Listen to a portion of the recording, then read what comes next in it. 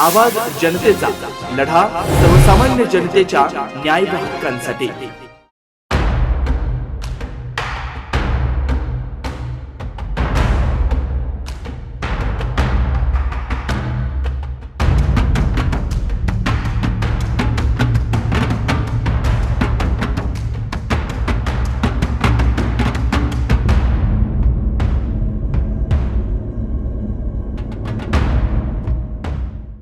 राहुरी शहरातील बुवासिंद बाबा तालीममध्ये छत्रपती शिवाजी महाराजांच्या अर्धाकृती पुतळ्याची विटंबना केल्याची घटना घडल्यानं राहुरी शहरात एकच खळबळ उडाली आहे। आज बुधवार दिनांक 26 मार्च रोजी दुपारी 2 वाजण्याच्या दरम्यान ही घटना उघडकीस आली आहे।